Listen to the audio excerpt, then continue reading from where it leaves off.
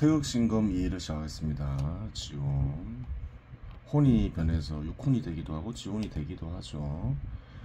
육혼이 육체의 상태 변화에 따른 구체적 질을 지닌 욕구를 실현하고자 하는 혼이라면, 지혼은 구체적 질을 지닌 무언가를 알고자 하는 혼이라고 하겠습니다.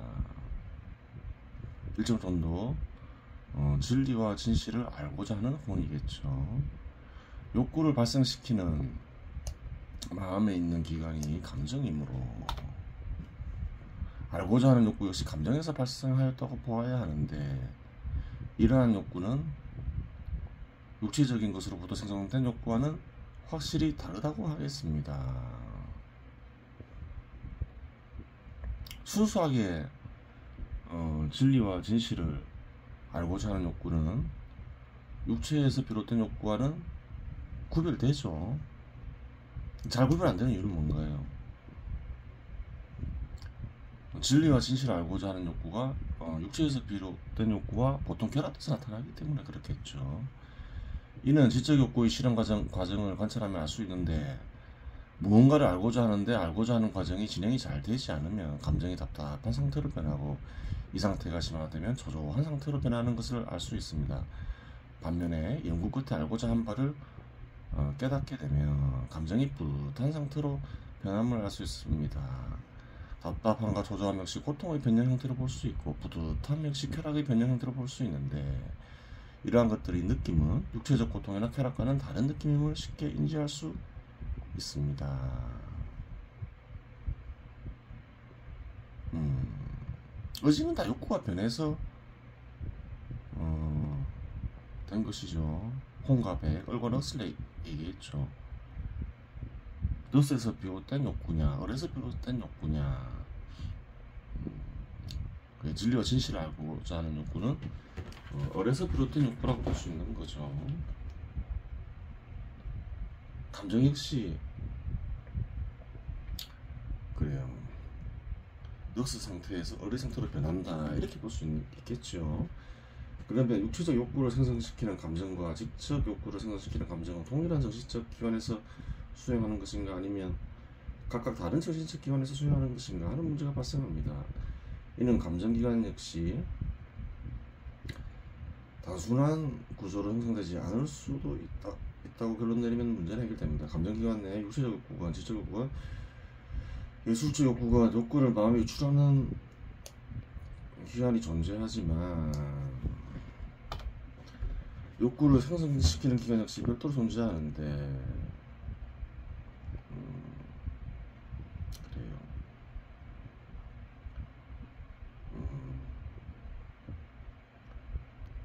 욕구를 생성시키는 기관 역시 육체적 욕구를 생성시키고, 지적 욕구를 생성시키고, 예술 욕구를 생성시키는 기관이 별도로 존재한다면 이러한 문제는 해결됩니다.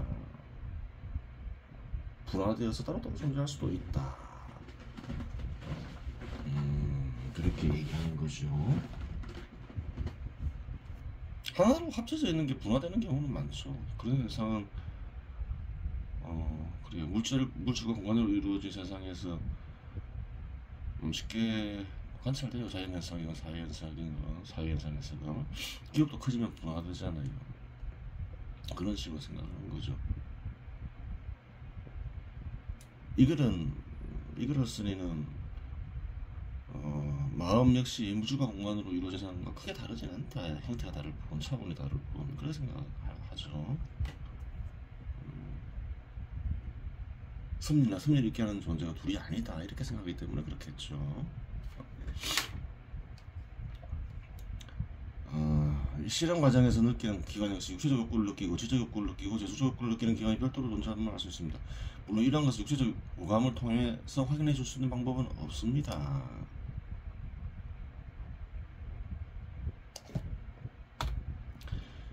마음을 직접적으로 육체적 오감을 통해 인지할 수 있는 방법은 존재하지 않기 때문입니다.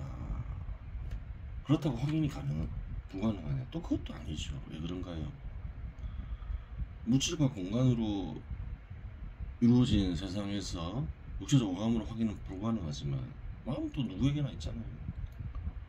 누구나 마음을 살펴보면서 확인하고자 하면 확인이 가능하니 확인이 불가능한 것도 아니다. 그런 것이죠. 이건 확인이 또 가능한 것이다. 단지 육체적 오감을 통해서 확인이 불가능할 뿐이다. 그렇게 얘기하고 있는 거죠. 그러면 마음에 있는 감정이라는 기관은 모든 인간들에게 동일한 형태를 취할까 하는 부분인데 그럴 가능성은 전혀 없습니다. 이는 동일한 사건에도 반응하는 형태가 제각각임이 이를 증명하는 사례라고 할 수 있습니다. 비교적 고정 형태를 지닌 육체도 활동의 종류와 양에 따라 변합니다. 그렇죠.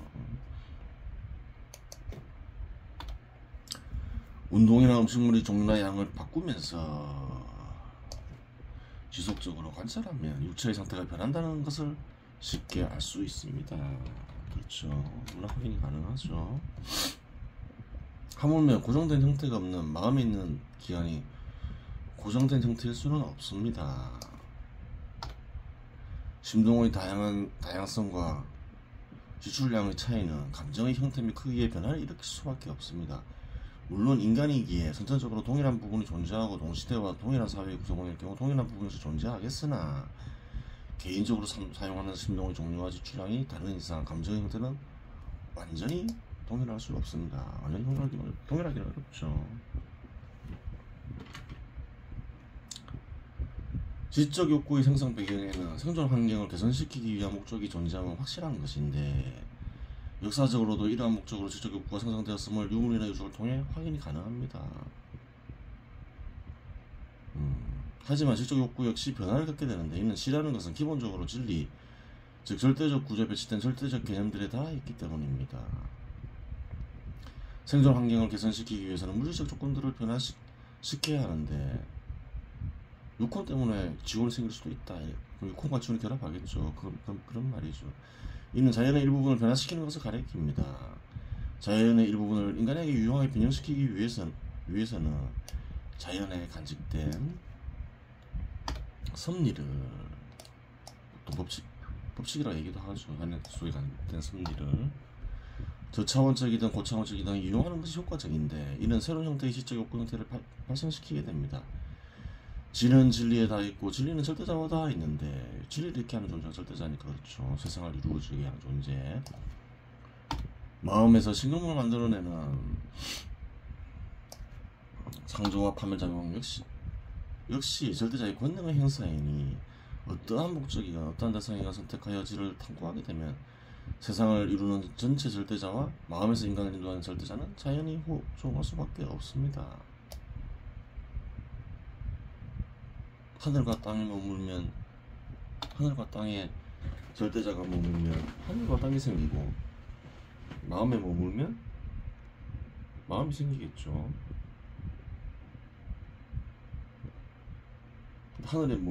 하늘이나 땅에 머물거나 마음에 머무는 그 절대자는 한 존재이니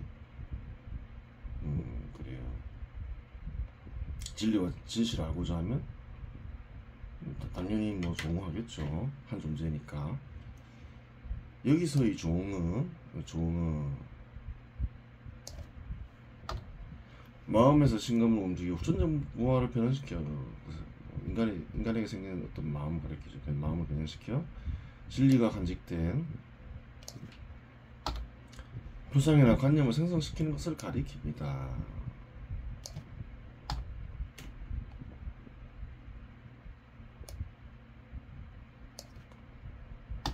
마음에 존재하는 절대자와 물질관 공간으로 이루어진 세상에 존재하는 절대자가 하나이니 마음에 존재하는 절대자가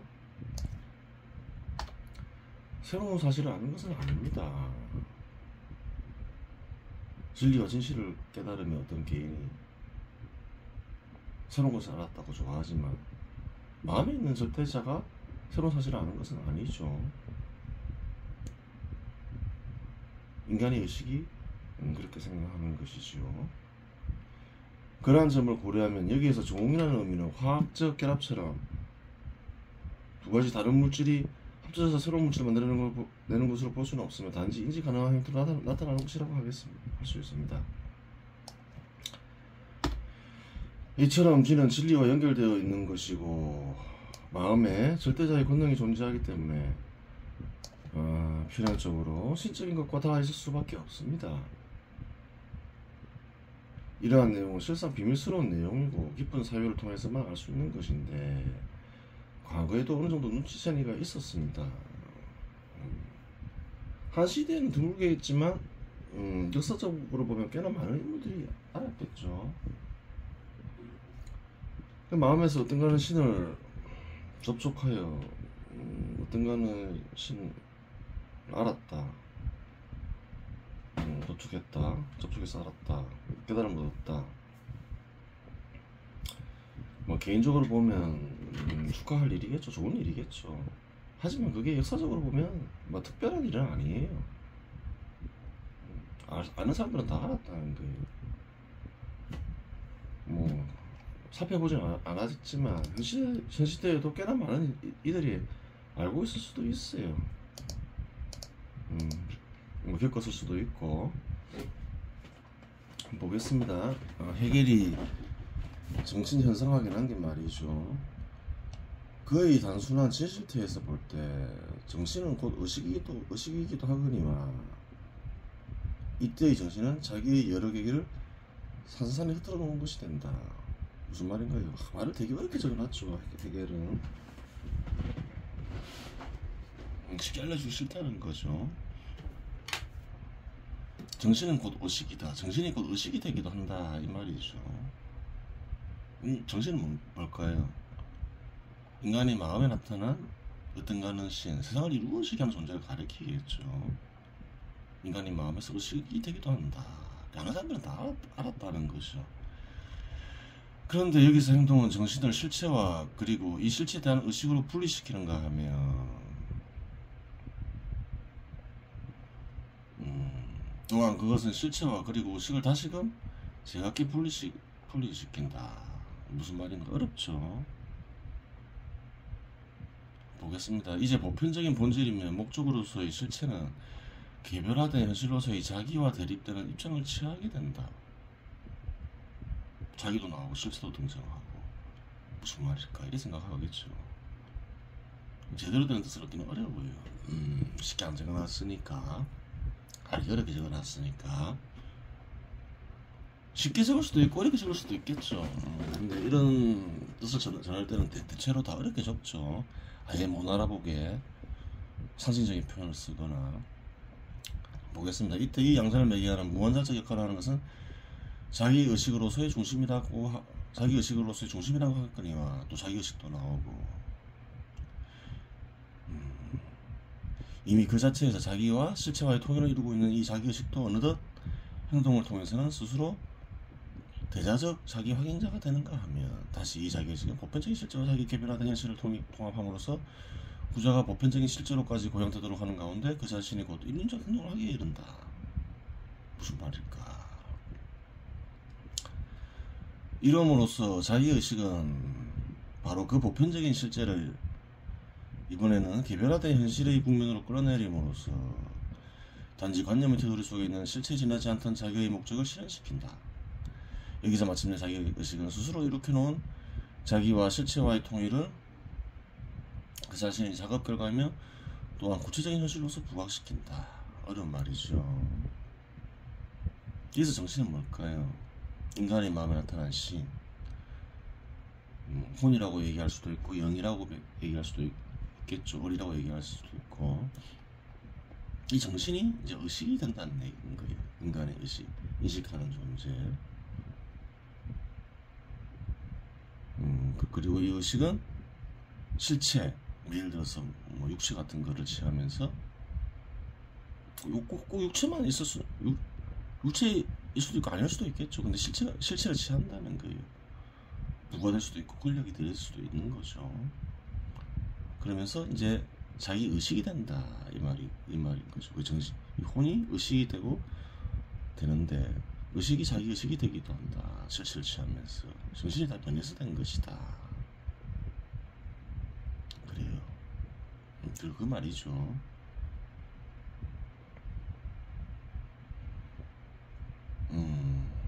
그래요. 보편성을 취할 수도 있고 개별성을 취할 수도 있는데 이것을 통일하려고 노력한다. 그래요. 그러면서 이제 실체와의 통일을 그 자신의 자극 결과며 또한 구체적인 현실로서 부각시킨다. 그 마음에 있는 마음에 나타난 혼의 움직임, 혼은 어떻게 움직이냐, 어떤 현상을 일으키냐 마음에서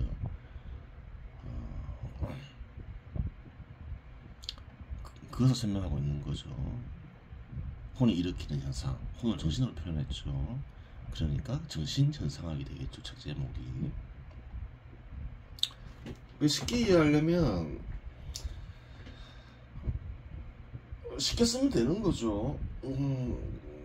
쉽게 인식하기 위해서는 규정을 먼저 해주면 좋죠. 정신은 무엇이고, 의식은 무엇이고, 자기의식은 무엇이다.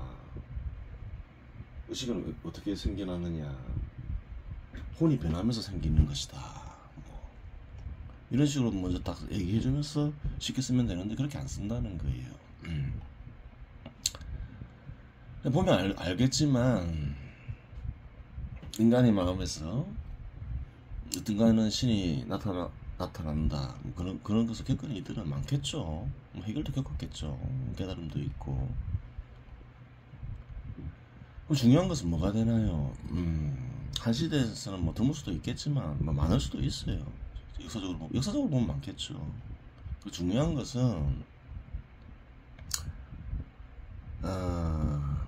어느 정도 깊이 아느냐 그거겠죠. 단순히 뭐 어떤가는 신을 겪고 깨달았다 마음에서 그것은 뭐 역사적으로 보면 큰 의미가 있는 건 아니에요. 어느 정도 깊이 아느냐.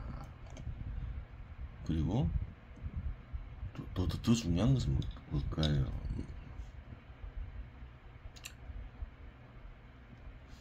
개인이 처한 시대와 공간은 다 다르겠죠. 얼마나 세상의 현실에서 어떤가는 신의 뜻을 잘 드러내서 많은 사람들로 하여금 또 공동체로 하여금 이롭게 하느냐, 그게 이제 중요하게 되는 것이지요. 뭐 단순히 뭐 최초도 아니고 뭐 역사적으로 보면 꽤나 많고 뭐 드물지도 않고 그렇죠. 어떤가는 신을 겪고 뭐 어떤가는 마음에서 어떤가는 신의 존재를 깨달았다. 그 자체는 뭐 역사적으로 많다는 거예요. 그 자체가 뭐 중요할 수는 없다는 거예요. 개인의 마음에 어떤가는 신이 나타났다. 어떤가는 신이 뭐 그냥 나타나진 않겠죠. 목적이 있겠죠. 목적은 어떤가는 신의 뜻을 드러내는 것이겠죠. 그래서 무언가 세상에 하고자 하는 일이 있는 것이지요. 그래서 중요한 것은 뭐냐, 어떤가는 신의 뜻을 드러내고 세상을 이롭게 하는 것이다. 제대로 드러내서 그것으로 볼 수 있겠죠. 또 보겠습니다. 위에서 언급된 정신은 개별 인간에게만 존재하는 것을 가리키는 것이 아닙니다. 즉 모든 인간들이 지닌 것에 대한 얘기로 볼 수 있는데, 이 정신이 보편적인 실제와 개별화된 현실과 결합시킴으로써 자기의 목적을 실현함을 알려주고 있습니다. 그런데 위글이 어렵게 느껴지는 이유는 정신이 하나의 기관으로서 여러 기관으로 변하며 모든 기능을 수행한다고 규정하고 논리를 전개하는데 어떻게 그럴 수 있는지에 대한 설명이 없기 때문입니다. 그래서 태극심검을 쓰니까 얘기해줬죠. 그래요. 마음에서 뭐 어떤가는 신의 존재를 발견하고 깨달음을 얻었다. 그게 별로 중요하지 않다 했죠. 개인적으로 축하할 일이지만 뭐 역사적으로 그런 의미가 없다 했죠. 뭐 이거를 쓴이도 뭐 이전부터 다 알고 있던 거겠죠. 그래, 뭐 다 알고 있었던 거예요. 그래서 뭐 큰 의미가 없다. 뭐 그게 뭐 대단하냐, 그렇게 얘기하는 것이겠죠. 뭐 개인적으로 축하한다 하더라도 그 시작에 불과하다, 그렇게 보는 거예요. 그것은 얼마나 끝을 잘 맺느냐, 그것이 중요하다, 그렇게 얘기하는 거죠. 헤겔은 정신은 곧 의식이다 라고 언급하고 있습니다. 또 후천적 무화도 별도로 분리하지 않습니다. 즉 정신이 의식이 되기도 하고 후천적 무화가 되기도 하고 다시 상태가 변한 정신이 되기도 하는 것으로 규정하고 있습니다. 즉 하나의 정신이라는 마음이 있는 기관이 신금의 기능과 인간의 기능, 인식의 기능과 감성의 기능을 동시에 수행하고 있다고 보는 것입니다. 따라서 정신이 무슨 기능을 수행하고 있는지를 주시하지 않으면 독자는 혼란에 빠져서 난해하게 느껴질 수밖에 없습니다. 혹은 정신이 여러 가지로 변신하며 다양한 기능을 수행하니 신비하다고 느낄 수도 있습니다. 하여간 위에서 언급한 정신은 보편적인 실제와 개별화된 현실을 결합한다고 언급하고 있습니다. 그러면 정신은 어떠한 존재에게 보편적 실제를 알 수 있거나 알고 있지 하는 의문이 발생하며 왜 모든 인간들에게 존재하지 하는 의문이 발생합니다. 여기에 대한 답은 앞에서 언급하였으니 더 이상 거론하지 않겠습니다. 다 얘기해줬죠. 그래요. 지적 욕구는 매개를 통해 이루어집니다. 그 매개는 자연적 현상의 일부일 수도 있고 사회적 현상의 일부일 수도 있고 정신적 현상의 일부일 수도 있습니다. 마음에서 일어나는 현상의 일부일 수도 있습니다.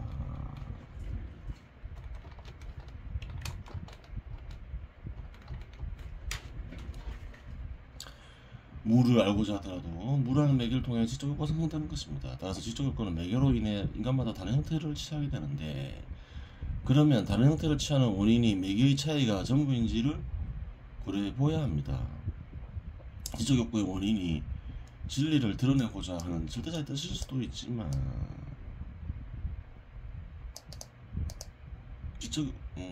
절대자의 뜻이 어느 정도 개입되어 있겠죠. 기본적으로 마음에 존재하는 모든 것은 고정적인 형태를 지니고 있지 않습니다. 따라서 마음에 존재하는 모든 것은 원인이 될 수도 있고 결과가 될 수도 있습니다. 특수 육혼들로 나타나는 일반 육혼 및 다른 종류의 혼들 역시 지적 욕구를 생성시키는 원인이 될 수 있습니다. 이처럼 다른 종류의 혼들이 지적 욕구 생성에 개입 가능하기 때문에 순수한 진리 탐구의 목적에 개인의 주관의 목적이 개입될 수 있습니다. 오히려 순수한 진리 탐구의 목적에 의한 지적 소산은 극히 적고 다른 종류의 혼들이 개입한 지적 소산이 다수이기 때문에 깨달음이 미숙한 인간들은 진리는 주관적이고 주관적 목적에 입각해 지적 소산을 만들어내는 것이 당연한 것처럼 주장을 하기도 합니다. 하지만 그들이 발견한 것은 시온이 아닌 다른 혼들이 개입한 흔적이라고 하겠습니다. 진리와 진실을 온전하게 드러내지 못하는 이유는 뭐냐?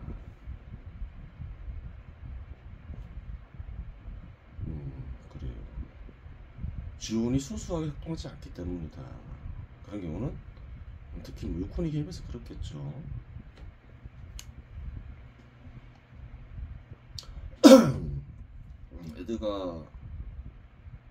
에드워드 카가 역사란 무엇인가에서 한 말이죠. 그렇기 때문에 역사란 무엇인가에 대한 나의 최초의 대답을 말씀드리기로 하지요. 즉 역사란 역사가와 사실 사이에 끊임없이 이루어지고 있는 상호작용의 과정으로 현재와 과거와의 끊임없는 대화라고 하겠습니다. 역사를 굉장히 주관적으로 보는 거죠. 역사가가 만들어내는 것이 역사다. 참된 진리와 진실을 알기 어렵다. 그저 대화일 뿐이다. 소설처럼 생각하는 거죠. 왜 그렇게 생각할까요?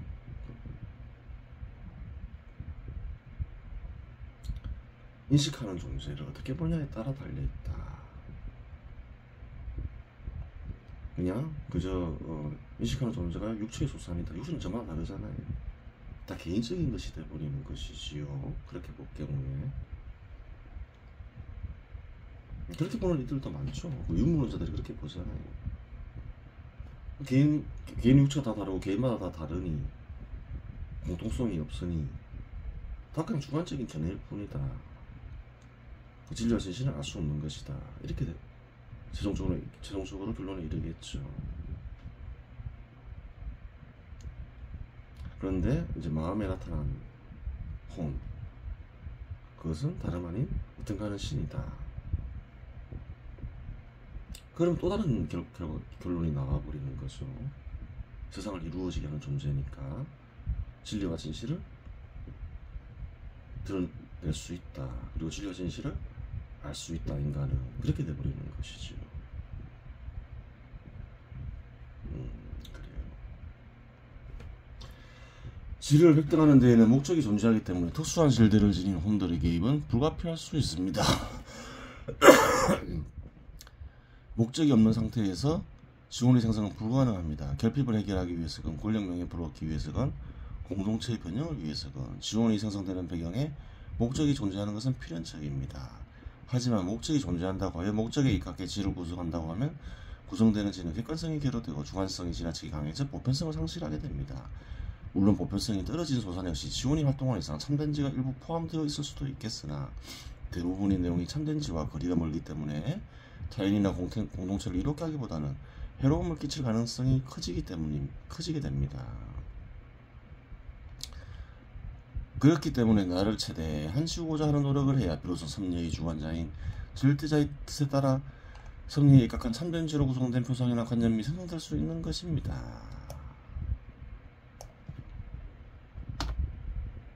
에드가 카와는 다른 견해를 피력하고 있는 거죠. 이글스니는.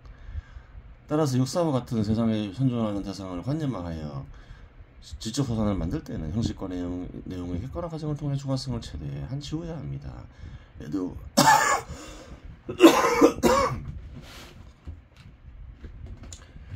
에드워드 카와 같은 인물은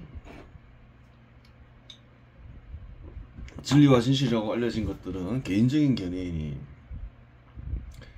진리와 진실이 아니다라고 주장합니다. 제 개인적인 견해 이상 진리와 진실로 알려진 견해는 상대적이지 절대적이지 않다고 주장할 수 있으며, 이러한 견해가 발전하면 세상에 진리와 진실 같은 것은 없으면 인간은 진리와 진실을 알 수 없다라는 견해까지 이르게 됩니다.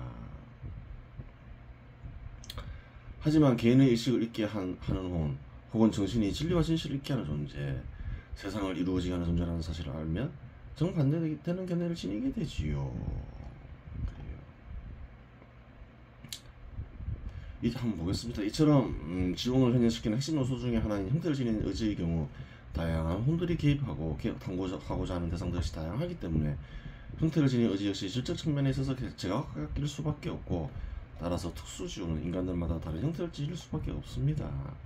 이러한 이유로 동일한 것을 다루는 지적 소산도 다양해지며 인간들마다 역시 각자의 특수지원의 형태에 따라 선호하는 지적 소산이 존재하게 되는 것입니다. 특수지원이 구성되면 신동지식을 통해 지적소산을 만들어낼 수 있게 되는데, 지적소산을 만들기 위해서는 연구하는 대상에 대한 객관적 자료들이 필요하게 되고, 관념하던 객관적 자료를 관념의 현장 과정에 투입하여 지적소산을 만들어내게 되는 것입니다. 지적소산을 만들기 위해서는 객관적 자료들을 풍부하게 확보해야 하고 고도화된 현장 과정이 필요하게 되는데, 객관적 자료를 얻는 데에는 관찰이 중요하게 되는 관계로 현실에서 관찰을 돕는 도구들 역시 개발되게 됩니다. 보통 각종 실험 도구들 및 통계 자료들이 객관적 자료를 획득하기 위한 수단이 되는데, 이러한 수단 역시 지적 개념의 성장과 더불어 발전 과정을 거친다고 하겠습니다. 관념의 현형 과정은 마음에서 이루어지는 것인데, 현형 과정 역시 하나의 심동소산입니다. 지적 소산을 만들어내는 과정 속에서 자연적으로 만들어지는 것이기도 하지만, 서구 철학자들은 마음에 존재하는 현형 과정을 포착하여 정교하게 만들려는 시도를 하였고, 기나긴 역사 속에서 놀라운 성과를 내기도 하였습니다. 그 논리학 그 형태로 남아있죠. 심동소산이죠.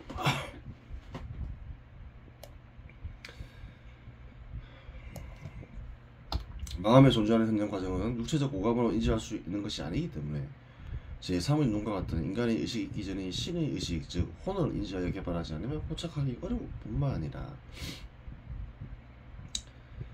개발은 불가능한 것이라고 하겠습니다. 그래요. 아리스토텔레스나 헤겔 이런 이들도 논리학을 남겨놨죠. 탐구하면서 지온이 현현하고 지적소산이 현현하는 과정을 설명하였는데, 이를 순환 형태로 일반화하면 다음과 같습니다. 혼, 시적 감정 변화를 일으키죠. 구체적 질을 지닌 지적 욕구가 일어나죠. 그럼 형틀지닌 의지가 일어나고 혼이 특수 지원으로 바뀌죠. 무언가를 알려고 하죠. 그러면서 심동이 생겨나고 실현 방식과 대상을 잡고 찾으면 활동을 하죠. 그래서 어느 정도 성과를 내면 다시 이제 특수 지원은 사라지면서 혼으로 돌아오죠. 또 특수 지원도 완전히 사라지는 아니죠. 없어진 게 아니죠. 나타났다가 사라지고 그러죠. 지원이 반복적이고 지속적 순환 운동을 하게 되면 질적으로나 양적으로나 나선 형식으로 발전하는 것인데 이런 다른 혼들에게도 해당되는 것이기도 합니다. 하지만 지원은 다른 혼들과 달리 절대자와 직접적으로 이어져 있기 때문에 순환이 몇 차례 이루어지면 스스로 현현하기 위해 행성과 위성이 스스로 끝없이 공정과 자전하듯이 지원 역시 스스로 끝없이 순환한다는 특징이 존재합니다. 지원이 한번 나타나면 제대로 한번 나타나면 계속 나타난다. 끝없이 성장한다. 그렇게 얘기하고 있죠. 왜? 지원은 절대자와 직접적 연관이 있다. 절대자가 뜻이 있어서 나타났기 때문에 그러하다. 이러한 뜻이 간직되어 있죠. 그래요. 그런 부분에 대한 설명도 있겠죠. 진리와 진실을 인간이 있기 전에 새로 들어간 부분이죠. 진리와 진실을 인간이 있기 전에 인식하고 사용하는 존재는 세상을 이루어지게 하는 존재, 즉 절대자 외에는 없습니다. 진리와 진실을 알고야 지원이 제대로 나타나고 활동한다는 말은 특정 개인의 마음에 절대자가 개입하지 않으면 불가능하기에 지원은 절대자와 직접적으로 이어져 있다고 말하는 것입니다. 인간이 있기 전에 진리와 진실을 인식하고 사용하는 존재는 누구인가? 섭리를 인식하고 사용하는 존재는 누구인가? 어떤가는 신이다. 섭리를 통해서 세상을 이루어지게 한다. 인간의 영혼은 어떻게 진리와 진실을 알 수 있는가? 인간의 마음은 왜 생겼느냐? 어떤가는 신이 마음에 머물면서 마음이 생긴 것이다. 그렇다면 인간의 마음에 어떤가는 신이 있으니 진리와 진실 역시 나타날 수 있겠죠. 그래, 나타날 수가 있는 거예요. 단순히 육체가 만들어낸 현상이 아니라는 게. 왜? 진리라는 것은 인간이 있기 전부터 있는 거죠. 세상을 이루어지게 하는 바탕이 되는 것이기 때문에 그러한 거예요. 또 인간의 마음에 나타난 진리를 통해서 인간의 마음에 있는 어떤 그런 신을 접촉할 수도 있겠죠. 그러면 그렇게 되는 거예요. 그래요.